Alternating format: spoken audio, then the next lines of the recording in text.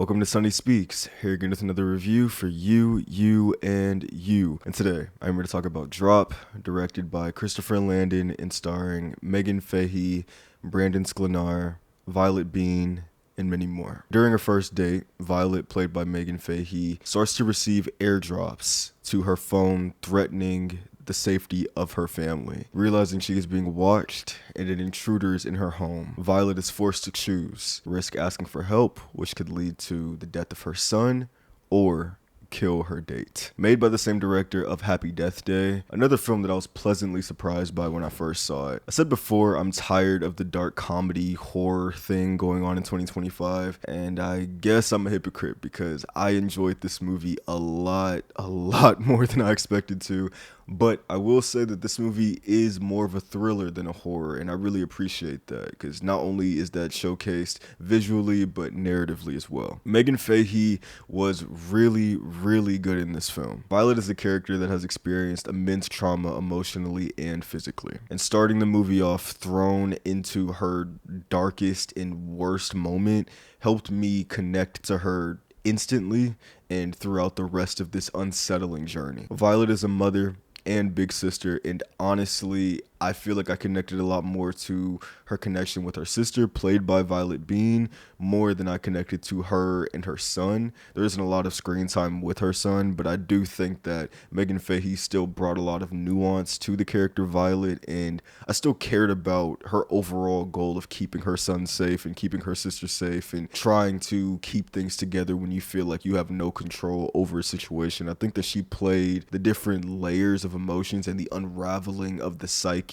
of this character really well. Overall, Violett was a great character to follow for this story in particular, and I think Meghann Fahy did a great job with this performance. Brandon Sklenar plays Henry, Violett's date. Henry is a very well written character because, at least for me, I went back and forth constantly on if he could be trusted or not, and I think that was purposeful. Part of that is the tight and compelling dialogue that these actors get to perform, but also the performances themselves. I think Sklenar does a great job of being charismatic, but also showing a build in frustration as the night goes on, because the date is one of the worst first dates maybe ever put on screen. And I think that he played that in a very honest way that I really appreciated and was able to connect with as a person who has gone on many first dates and not all of them being the best. What really works in this movie to me is the chemistry between Violett and Henry. I thought they had beautiful interactions that really grounded this kind of ridiculous concept into a firm reality with weighted consequences. Their banter and laughs they share together are well crafted in the dialogue, and the choices both characters make throughout the movie make sense why they're doing this, because even though the night is going so weird and there's a lot of context missing on both sides, they have a connection that is very obvious, and it makes sense why they continue to fight through this awkwardness to hopefully a better night for both of them. And honestly, at least in my interpretation, if you don't fuck with them as a couple and their dynamic on this date, a lot of this movie would probably fall apart. I also will say that throughout the entire experience, I had heard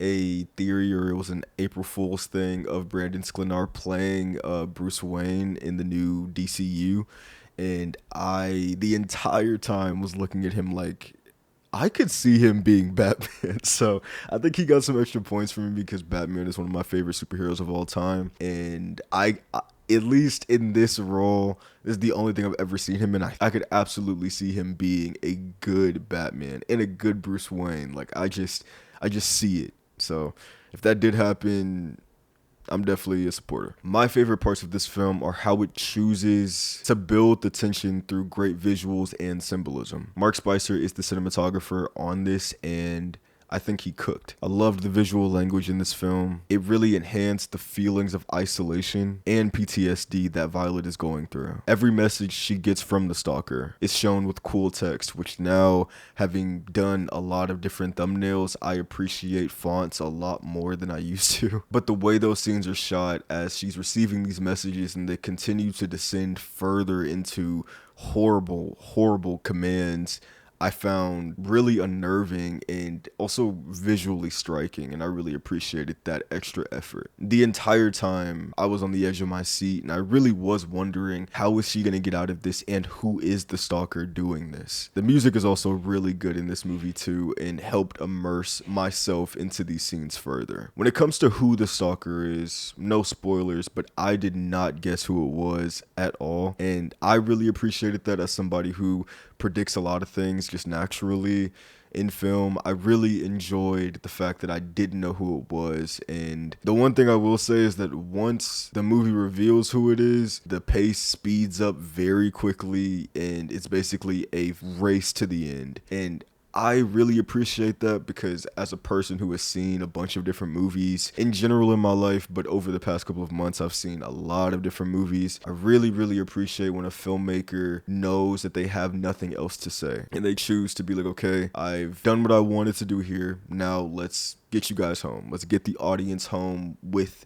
a ending that they enjoyed staying for. I think this ending really worked. It might be the worst part of this film, at least the way that it's written, but I did really enjoy the ending. I had fun with the ending, and the ride to that point was really well done. Again, I can't stress enough how much I didn't expect to enjoy this movie as much as I did, and I'm really glad I did. Overall, Drop is a movie I did not expect to like, as I've said many times, and I am very glad to say that I was completely wrong. I didn't like the trailer at all, and it was something that was constantly being played at every showing I went to, so at a certain point I just got bored of the trailer, but I really enjoyed this movie. This movie has great chemistry between our two main characters, with solid writing that endears you to Violett and makes you root for her safety and her sanity. I would put this movie on the same tier of Smile 2, especially in the cinematography aspect. The way that they choose to showcase things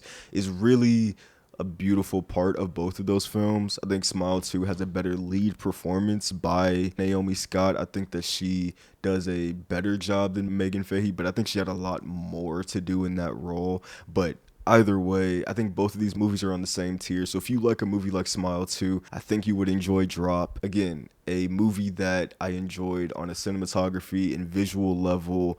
I had fun with it. It was enjoyable, and my heart was definitely pounding a little bit. I would give this movie a partly sunny rating. I am really glad to say that I liked it, and I hope you guys go see it if you haven't. So yeah, this has been my review of Drop. If you have seen it, let me know in the comments down below what you think, because perspective is key.